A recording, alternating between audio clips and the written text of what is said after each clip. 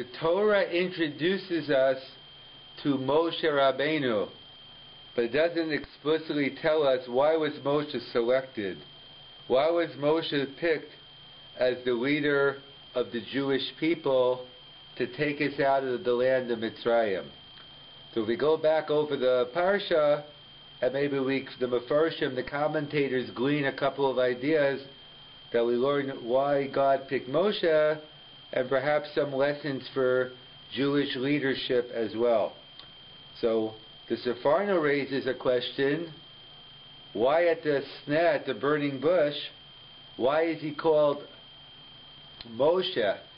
Moshe was his Egyptian name.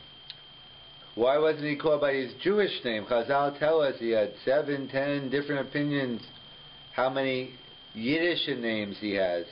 So if he has many Yiddish names, to be called Paro while he was growing up in Egypt with Bas Paro, I understand. But why be called, at the sneh, why be called Moshe? So we'll have to come back to the Sepharno in a minute. So if you look at the different events that Moshe Rabbeinu was involved in, Vayigdal Moshe, when he grew up and he saw an injustice being done, an Egyptian beating up a Jew, so Moshe Rabbeinu, who was involved in the palace, who didn't even have to get involved at all, he saw an injustice done by Yar, the Torah says.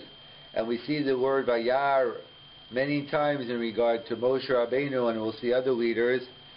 So it wasn't just Vayar and he sees, but the emotional seeing. Vayar, he felt the empathy. He felt these people are downtrodden, this person is taking advantage of them, I have to do something.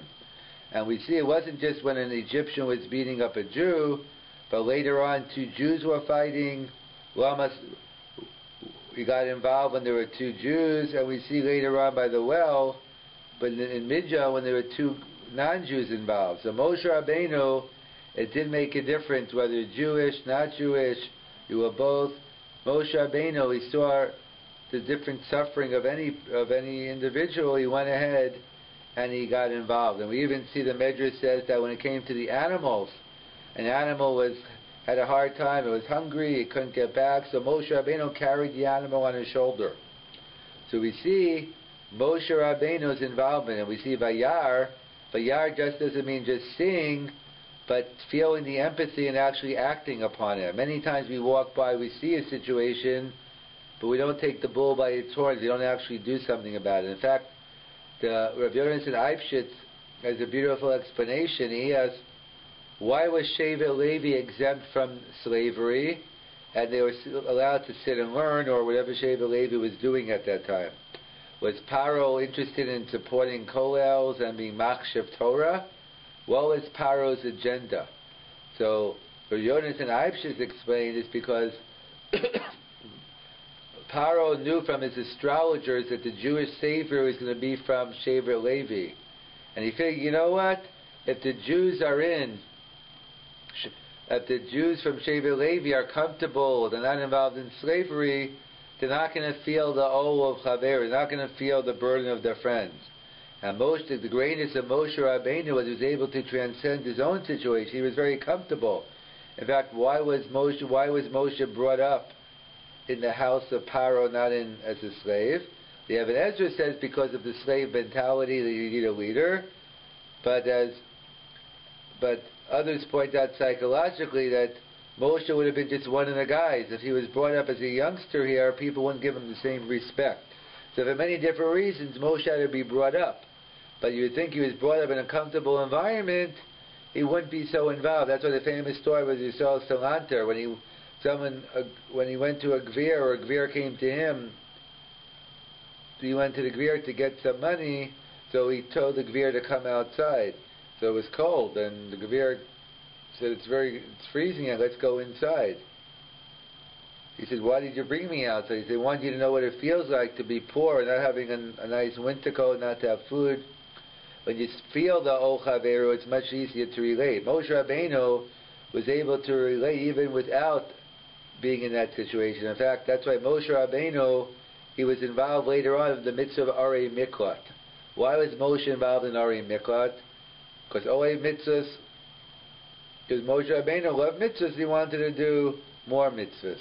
But in addition to that, he related to Arei Mikla, because Arei Mikla, Moshe Rabbeinu knows how it feels to be on the run and have nowhere to hide. He is the one who had a direct role to the Arei Mikla, to be involved in the city of refuge.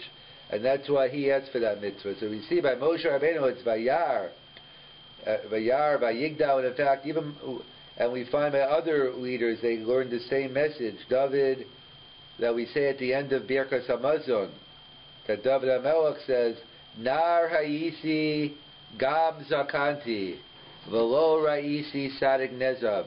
I was young and I was old, and I have never seen a tzaddik forsaken. So the obvious question is, where was David? He has to get out more. Like, what do you mean he's never seen a tzaddik forsaken? Unfortunately, we've all seen Rasha V'Tovlo and tzaddik V'Ralo. So what does it mean? Na Ra'isi Gam Zaganti. So the commentators point out, no, below Ra'isi, of course he's seen them, but he's never seen an injustice of people and not taking care of it. Anytime he saw an injustice being done, I never saw anyone being forsaken. If I saw them forsaken, I took care of it. And that's what we find also the Lashon of Ra'isi by Esther, when she's talking to Mordechai. Ra'isi as Ani Ami, how could I let my people suffer like this? So we see that one of the qualities of a tzaddik, of a Jewish leader, is not only feeling the empathy of Ra'isi, but actually doing something about it. And that's why we point out, that's what the Sefarno points out. Why was Moshe called Moshe in the active? It could have been called Moshoy, passive, being taken out. But the answer is that, as the Sefarno points out, he says, Moshe, it said, that Moshe, your mission is to be a Moshe. It is like Bas Paro took you out and saved you from your place in the Nile. Your mission in life is to go and save other people from different situations. And therefore, there are only a couple people in Tanakh where it has the double language.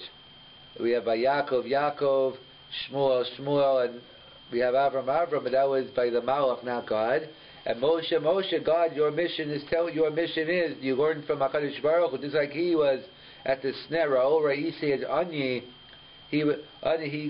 God saw the distress of the Jewish people, and he gave it over to Moshe Rabbeinu. Moshe Rabbeinu also felt the distress. That's why he was picked.